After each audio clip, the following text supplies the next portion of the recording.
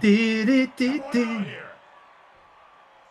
A terrible, terrible booking angle that didn't do anything for anybody for a legitimate decade. Smackdown last Yeah. week. And you both emerged as the champions. But that could, and most likely will, change. What matters is who holds the championships after No Way Out. Okay. The Royal Rumble is irrelevant. Now, since I've gathered the entire So- WWE roster, So behind the curtain, this storyline here is basically the co-op storyline of the game, where like one player takes Triple H, one player takes John Cena. John Cena's on the Raw side, and Triple H is on SmackDown. Both of you are going in as world champions, and it's basically champion versus champion set for WrestleMania. Well. So that's perfectly fine in the vacuum. Problem is, on the same night, Randy Orton is now world heavyweight champion. There's a world heavyweight champion in play for Shawn Michaels' story, and thankfully Jack Freedom and Mickey James are not involved in the world heavyweight championship match, but other world heavyweight championships are mentioned in passing. So there's like 5 champions on the go. Didn't and know especially didn't know yeah. we were booking AEW. But yeah, no, in fairness, like it kind of levels out like in the end. So I've basically the feuds that have the most heat, in my opinion, are the ones that I consider to be the actual World Heavyweight Championship matches. So Triple H and John Cena for me are just doing like I'm the best of Raw, I'm the best of SmackDown, like trinkets, and they go from there. They are lovely trinkets, to be fair. They do have lovely bottoms, in fairness. Yeah, You know what, Jonathan? They all have lovely bottoms. they do. Thank you for it. Sometimes has to be said, you know, because a lot of people forget. They really, really forget, you know. It is 25 to 30% why wrestling has still existed to this day. Who do you think has the loveliest bottom in wrestling? Like of all eras, Brian. Like what's the like? Obviously the obvious answer there, but like if we're Okay. Yeah, okay. Instantly, brain goes to Rhea Ripley, Liv Morgan, but the most effective arse in all of professional wrestling must be given either to Rikishi or Yokozuna. They won matches with their arse. I mean, Save it. Look, you can be as beautiful as you like, but has your arse won you a championship? Huh? I mean, you can try CM Punk's, like his arse cost him his job. The Well, Z no. packs. Well, he is an arse who won a championship, but Yeah. less about JBL. Oh my God, he's hitting him with the Stevie Richards. The Bonkinator. Bonk. Yes. Bonk. Freeze frame. Now kiss. This is where you press the X button. QTE. QTE is in wrestling, man. That's something to look into. I've said this before about wrestling games. Like I've recently gone into like a nice little subgenre of games where like it's all gone very minimalist. So like one of my favorite games at the moment is Art of Rally, where it's literally just like fucking cubes on a track and just driving around, and everything is you know, the mechanics are just so tight. The graphics are completely abandoned. It's all pixels. It's all just beautifully fucking done. So I've kind of fallen in love with the idea of those kind of minimalist games where like we don't care about the graphics. We're not here for graphics, okay? Go somewhere else for your graphics. But we're gonna absolutely fucking make the gameplay spotless, and make it beautiful, and make it everything you want. And I kind of want that kind of approach in other genres of games. I don't know how you do it in kind of other ones, but for wrestling, I've said this before in a previous video, but I like the idea of like literally being very upfront with how wrestling works, and that it is a cooperative exercise. Like you and your dance partner are making the best match possible. So what better way to do that then is to actually like work out the match as you're playing it. So like who might start off the match and say, okay, I want to start off. Let's just say you have a choice of 4 things, right? These are your 4 spots that you do. Pick that first. There was a little bit of that. And they did try working that a little bit, and they tried to play that into like crowd reaction and stuff. But no actual direct self plug. Yeah. Literally part of the thinking of one fall is like. this is really fucking cool. And I know WWE are doing a bit of that now, but it's like, Yeah. do you not realize how amazing it is that they can even stand in their jocks and make it look like they're fighting? Do you not Hmm. realize how much fucking trickery and magic needs to go into that, regardless of the like nearly decade of training before you can Yeah, even be considered viable? exactly. Oh, here's Santino. Security almost didn't let me in, Mr. McMahon. I thought they were going to use Well, the look, rubber here glove on comes the Santino's former tender champ. spot. Where were they when that Former ref chump, more charged me like. and gave me Huh? a chip Well, shot, huh? I'll give it to him. He makes a lovely pizza pie. You invited him into the ring. Why I can't does have people Mr. Man have a screensaver of the Great beating my Khali on his laptop? superstars. There he He knows is. damn well. You thief! You homewrecker! Oh, stop talking to me like that, and I might have to kiss you on the mouth. That's Mr. McMahon to you. Mr. McMahon, I didn't wash my You're not hands. champion for long, my friend. I don't recall you being under contract. I Give may me- not give be me- under contract, but I could be under you if you play your cards right. That Intercontinental Championship belongs to Santino. So give Jack it back. Freedom, the only man to Championship out is sex WWE pest Vince property, McMahon. and you will return it. I will negate his rampant his aggressiveness with my own aggressiveness. I'll fight fire with I am fire. the rightful campione, you Who fool. am I gonna kiss, Santino or Daddy? Well, we all know that I do like to kiss a I'm father not or going two. to ask you again.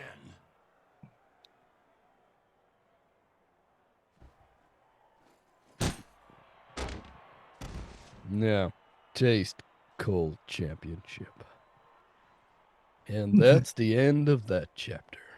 Good night and God Whoever bless. does that to Santino Morel, I'll go get the Intercontinental title back, Mr. McMahon. You can count on me. Sure you will, Santino. He's a big boy now. He'll do it. I mean, like, just hypothetically, just in kayfabe. I know Santino debuted in the kind of same way anyway, but like, just in kayfabe, the fact that like one of your guys on staff has lost a match to just a complete nobody. Granted, a nobody who came to a wrestling show in his gear, but that's secondary. But like, if that was the case, how much of a fucking gimp does Santino look Yeah. by losing to a randomer? Like he would like that is like a big team getting knocked out by a pub league. You know what I mean? Like that's embarrassing. That should be a sackable offense if you've lost to just a random dude. You know? I mean, not just any random dude, Jonathan. This is himself, the man. the Oh, myth, of the course, legend. yeah. I mean, like, well, again, that was Santino's like kind of fatal mistake. Really, was that like he picked on the right he picked the wrong house fool. Yes. Put him in with the smelly jocks. Smelly He- jocks, smelly jocks, smelly jocks, na na na na na na na na. Take her smelly jocks, smelly jocks. Oh, rip or ripe, either way. Ooh. Yes, I have crabs. Boston crabs. Yeah.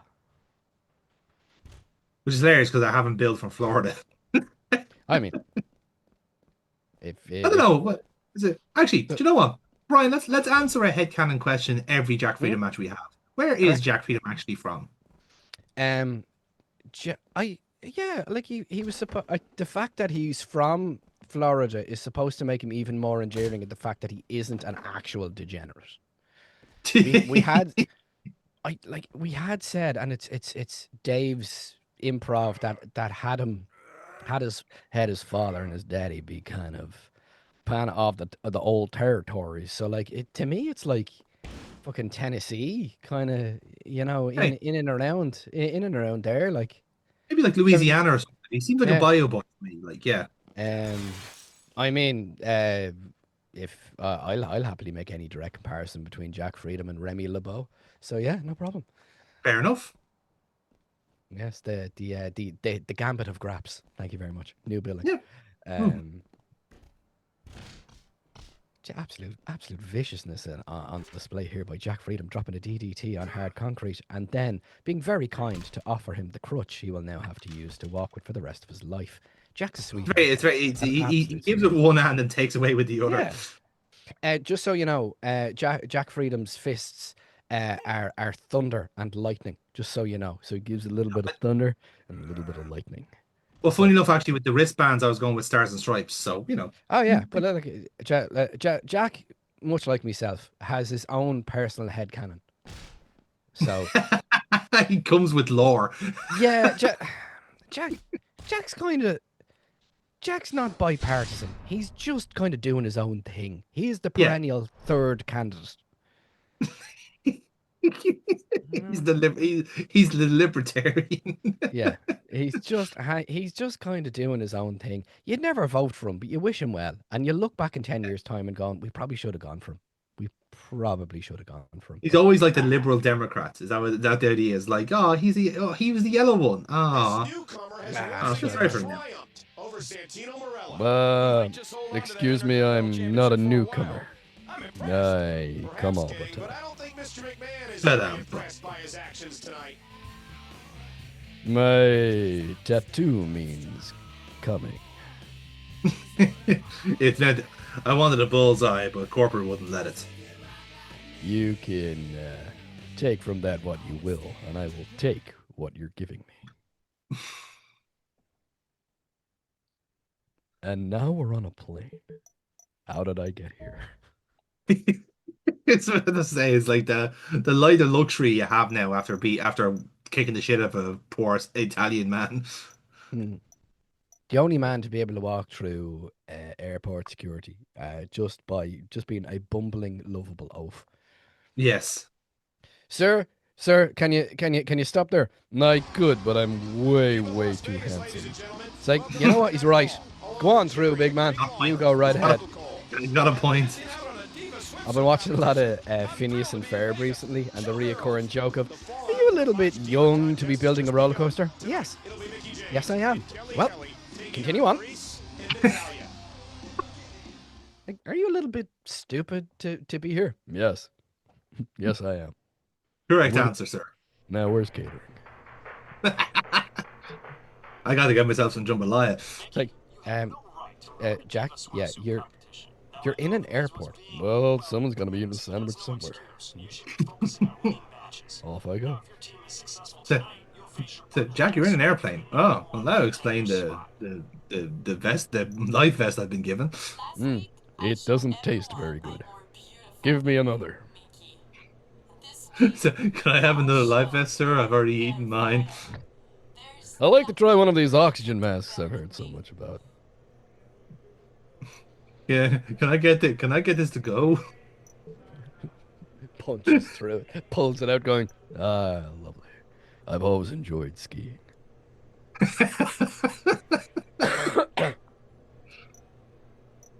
You ever get afraid that maybe like one day you'll just become Jack Freedom and like the whatever semblance of Brian that was there is now gone?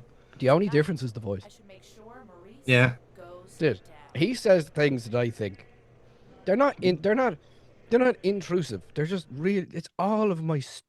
He lets me be stupid. Yeah. Out loud, and people find it endearing, which is a lesson to all of us. Say the stupid thing. Be Jack Freedom. Be Jack Freedom in your world. Yeah. He's quite literally. He's jacked and he has freedom. The freedom we thought was like American ideology freedom. No. No, he's free. He's free. It's empty up here. It's vacant. Freedom of Brian. He has no forethought. It is free. Mm-hmm. Really is an inspiration, to be honest. Look, a French woman. Aha, a French Canadian woman. They As we have all them. know. And now a Canadian woman. Oh, just standard, lovely, standard Canadian and French Canadian. Will they be able to coexist? The answer is no. If South Park has taught me anything, French Canada is the best Canada in the land. Oh, wow. And the other Canada is a bullshit Canada. And if you live there for some time, you'd understand. You'd understand.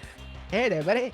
Hey there, buddy. Time for a wrestling match. I'm not your buddy, guy. Well, I'm not your guy, buddy. I'm not going to take your pinfall, pal. It doesn't work for me, brother. You're not my brother, buddy. That Hulk Hogan is a Canadian, is it? Oh, yeah, the Mountie. He is a real Canadian. Fight for the rights of no one. You know anything about Canada? That is an apt fucking joke. Mm-hmm. Oh. There's a Tanya there now with her beady eyes and her flappy little head. Yeah. I'm a generational talent. I've single-handedly been holding up the women's division ever since Mickey James left. I'm a complete jobber, but everybody loves me. Look at my boobies. All right, Charlie, back in your box. Was she the one that was saddled with the farting gimmick at some point? Just Was that her or was that someone else? I can't remember. how I'm so happy women's wrestling is a thing, and people can put respect on the name, and they're getting top billing. Because even now, this is none of these women, bar Mickey and Natalia, should have realistically ever been wrestlers, but they stuck it out. Yeah. They stuck it out and paved the ground for the revolution to be built upon.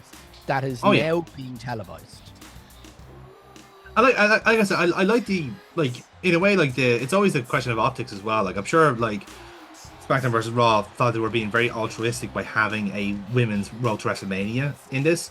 But let's be fair, the reason why they're just doing matches and nothing else is probably because they couldn't program mud. Yeah, Like, they're but by a glitch go we. Exactly, yeah, they couldn't program mud, and like making wet ring gear was beyond their powers. So like, fine, well, I guess I'll have to make them actual wrestlers then. Fuck's sake. Go on, sure, look, we'll treat them as human beings. Fucking, what else are we doing? That's how they got the vote. Just this one guy in the corner going like, but I have the CM Punk story that'll really work. Fuck it, we'll just work it into the Shawn Michaels one and stop asking. But I like him. He's really good.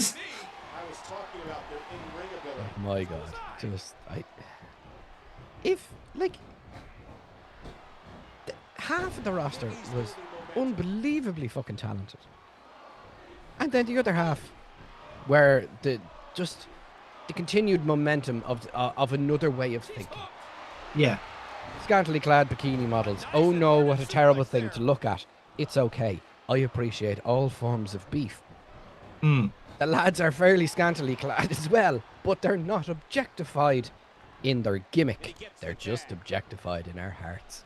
Well, I was about to say is like, listen, if you're gonna objectify women, get the men out there as well. Like, if we're all going to be sluts, let's all be sluts together. You know. That's my next fucking t-shirt right there. Let's all be sluts together. If we're all gonna be sluts, let's be sluts. Like, I have only thinking of it now. Like, look, Maurice and Kelly, not ring generals at all. No. But they still took the bumps, and they still did the trips, and still went on the road and put in the effort and the time and the slog to actually give it a fucking fighting chance. Yeah. And you have the likes of Natalia, who has just bared her fucking soul to every single female wrestler. Any fucking wrestler of the last fucking 10 to 15 years has Natalia to fucking thank for. Yeah. Mickey James went on and had no right to go on that run with Trish. Oh my God, yeah. And everyone just went, she's kind of silly. She's pretty fucking... And it was just that half second, that fucking crack in the door, that the salesman was able to fucking push the foot through and go, Nyaha! They're people too, by the way, and they actually could be really big draws, and we could make us lots of money. Yeah.